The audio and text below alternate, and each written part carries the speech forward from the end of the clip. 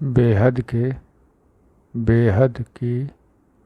परम परम परम महाशांति है, महाशांति है, महाशांति है।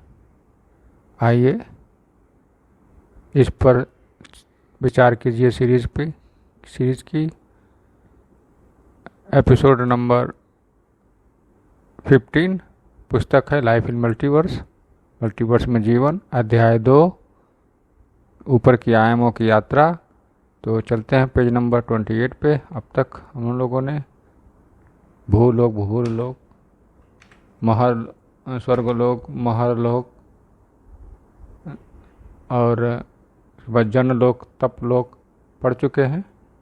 तो आगे के भी जानकारी लेते हैं। अब यहाँ तक कि ब्रह्मापुरी और विष्णुपुरी पढ़ रहे हैं। ब्रह्मापुरी पढ़ चुके हैं, विष्णुपुरी भी पढ़ रहे हैं। विष्णुपुरी में हम ये जाने कि अपने जो आत्माएं अपने जीवन काल में विष्णु की निरंतर उपासना करती है, वो विष्णुपुरी को प्राप्त होती है। ठीक है, अब आगे बढ़ते हैं। विष्णुपुरी में एक गोले में राधा कृष्ण का एक रूप है जहाँ रास लीला होती है और गोपियाँ वहाँ रहती हैं। विष्णुपुरी में भी एक गोला है, उसमें राधा कृष्ण का एक रूप है और जहाँ रास लीला होती है। ओके, और गोपियाँ भी यहाँ रहती हैं। हाँ, तो गोपियाँ भी वहीं रहेंगी। कारण जब राधा है तो गोपियाँ भी हैं और कृष्ण भी हैं।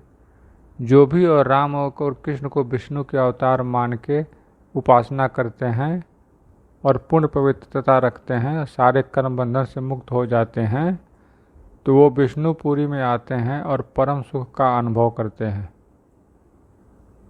ओके, जो भी राम कृष्ण को विष्णु का अवतार मानकर उपासना करते हैं और पूर्ण पवित्रता रखते हैं और सारे कर्म बंधन से मुक्त हो जाते हैं, वो विष्णुपुरी में आते हैं और परम सुख का अनुभव करते हैं। विष्णुपुरी में परम सुख, क्योंकि परम तत्व है, 50% परम तत्व है। ठीक है, आगे बढ़ते हैं। विष्णु की आत्मा परम आकाश से बनी हुई है। ये लो जी, विष्णु जी की आत्मा परम आकाश से बनी है, परम प्रकाश से नहीं।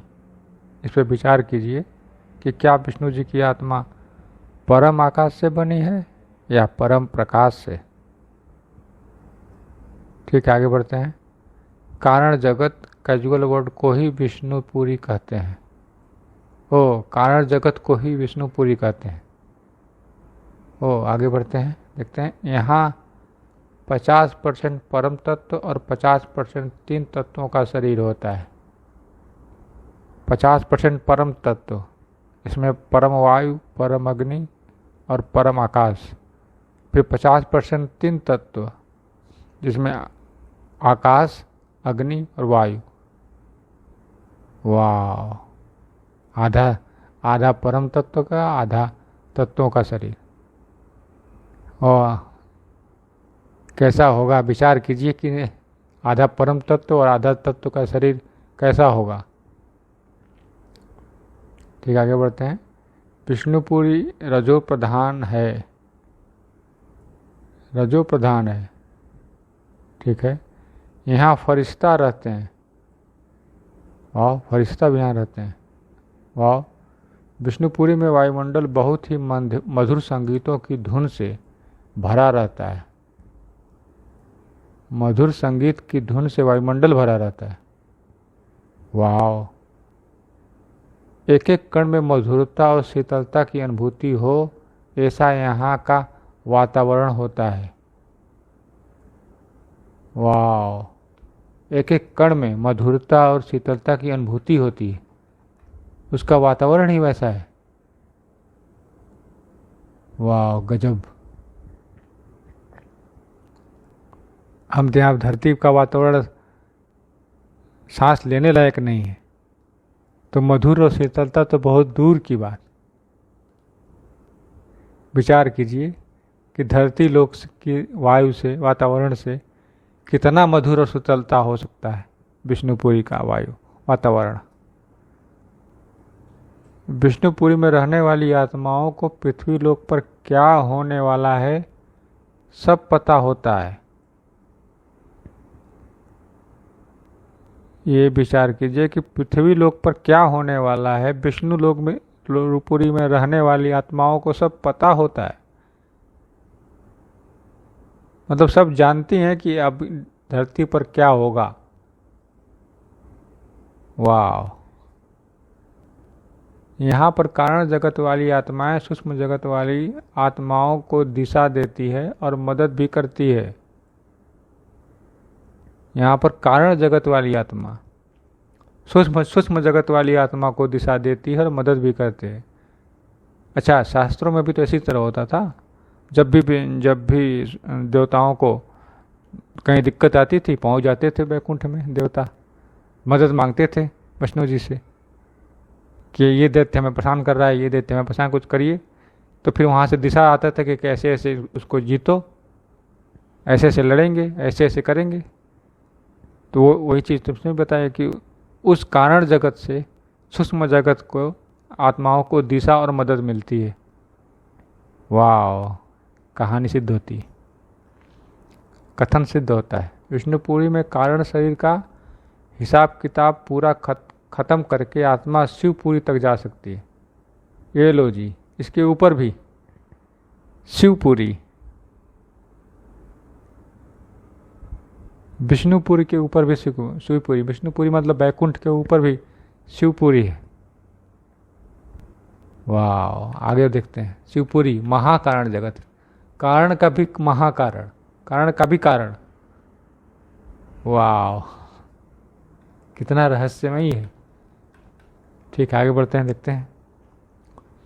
यहाँ शिव शक्ति आकारी रूप में रहते हैं और वही सारे ब्रह्मांड को चलाते हैं। शिव शक्ति आकारी रूप में रहते हैं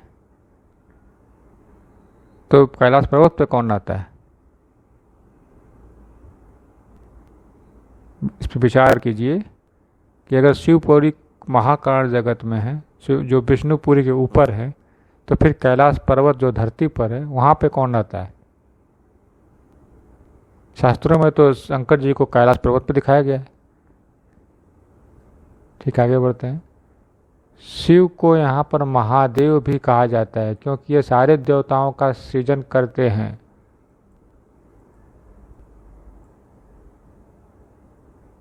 वाह, यही मतलब शिव को महादेव कहा जाता है क्योंकि ये सारे देवताओं का सृजन करते हैं। कैसे कहते हैं, आगे देखते हैं कैसे कैसे बताते हैं, कैसे लिखा जाता है, कैसे सृजन किए हैं। आगे देखते हैं। शक्ति को यहाँ आदि शक्ति कहा जाता है क्योंकि उनकी शक्ति से हमारे ब्रह्मांड का परिचालन होता है। अच्छा, शक्ति को आदि शक्ति कहते हैं तो उन्हीं के शक्ति से ब्रह्मांड का परिचालन होता है। ओ, शिव नहीं करते, शिव के शक्ति द्वारा कराते हैं और शक्ति जो है ब्रह्मांड के परिचालन करती हैं। इस पर विचार कीजिए कि क्या शिव खुद करते हैं या शक्ति द्वारा, आदि शक्ति द्वारा करवाते हैं। ठीक, आगे बढ़ते हैं। शिवपुरी में एक महाकारण जगत, ग्रेट काजल वर्ड कहेंगे शिवपुरी को, महाकारण जगत। वो तो अब टाइटल डाल दिए थे। ठीक, आगे बढ़ते हैं। यहाँ आत्माओं का महाकारण शरीर होता है, अर्थात परम आकाश तत्व का शरीर होता है। परम आकाश तत्व का शरीर होता है, मात्र एक ही तत्व, वो भी परम महाकारण शरीर। विचार कीजिए कि विष्णुपुरी तक तीन तीन तत्वों का शरीर, तीन तत्वों का, तीन परम तत्वों का। महाकारण शरीर में, महाकारण शरीर या शिवपुरी में एक ही तत्व बचता है, वो भी परम तत्व। मतलब वो भी शरीर छूट गया, अब एक ही शरीर बचा, इस पर विचार कीजिए कि मनुष्य की मृत्यु के बाद कितने तत्व छूटते हैं स्थूल शरीर का। फिर सूक्ष्म शरीर की मृत्यु के बाद कितने तत्व छूटेंगे, अंत में क्या कितने तत्व बचेंगे। ठीक है, आगे बढ़ते हैं। यहाँ 100% परम तत्वों की दुनिया होती है। ये लो जी, बात तो सही है। परम आकाश तत्व का शरीर होता है तो एक ही तत्व है, वो भी परम आकाश, तो 100% तो हो ही गया। वाह। पहाड़, नदियाँ आदि सभी परम तत्वों की होती है। विचार करिए कि क्या पहाड़, नदियाँ भी परम तत्वों की हो सकती है? अगर परम तत्वों की है तो इसका क्या मतलब है, क्या क्या अंतर है इस हमारे धरती लोकों के पहाड़ नदियाँ से। ठीक है, आगे बढ़ते हैं। आत्माएं बहुत समय शिवपुरी में परम सुख में रहने के बाद परम शांति को खोजती हैं। ये लो जी, शिवपुरी में परम सुख में रहने के बाद बहुत समय तक सुख से उब गई, अब परम शांति चाहिए। कितना सुख भोगेगा कोई। विचार कीजिए कि शिवपुरी में परम सुख रहने के बाद परम शांति क्यों खोजती हैं, परम सुख में रहने के बाद। आगे बढ़ते हैं। परम शांति प्राप्त करने के लिए वो निराकारी शिव को याद करती है। ये लो जी, अब तक निराकारी शिव थे ही नहीं, अब आए, फिर ये निराकारी शिव रहते कहाँ हैं? अब तक तो शिव थे, शंकर थे, शिव शक्ति थे, अब निराकारी शिव, फिर निराकारी शिव रहते कहाँ हैं? इस पर विचार कीजिए। ठीक है, हम आगे बढ़ते हैं।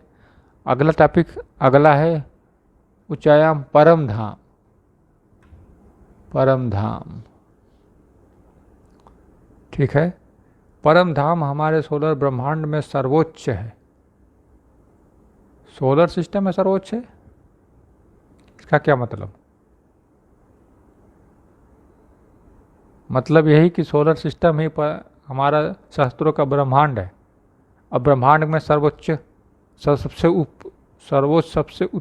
उच्च परम धाम है। परम धाम के ऊपर ब्रह्मांड खत्म। ठीक है, आगे बढ़ते हैं। परम धाम जिसको अमरलोक भी कहते हैं, ये क्या मतलब है? अमरलोक, अब मृत्यु नहीं होगी,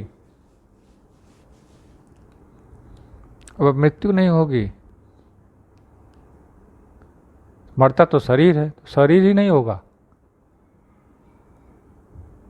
विचार कीजिए कि परम धाम को अमरलोक क्यों कहा जाता है।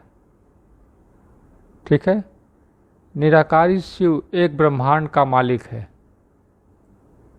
ये लो जी, जो परम धाम में है वो निराकारी शिव है और वो ब्रह्मांड का मालिक है। इस पर विचार कीजिए कि निराकारी शिव को हमारे ब्रह्मांड के पर ब्रह्म परमेश्वर के नाम से संबोधित किया जाता है। वाह। निराकारी शिव को हमारे ब्रह्मांड के पर ब्रह्म परमेश्वर के नाम से संबोधित किया जाता है। क्या बात है, क्या गजब है।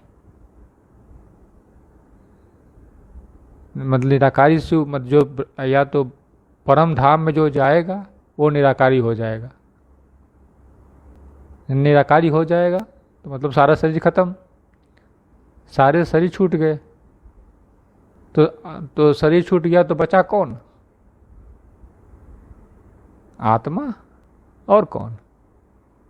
आत्मा ही तो शरीर पहनती है, तो फिर आत्मा तो अमर है ही। तो जो परम धाम में होगा वो अमर लोक में होगा।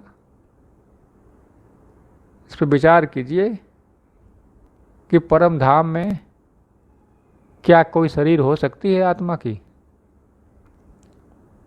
ठीक है, अब आगे के लिए अगले एपिसोड में, तब तक के लिए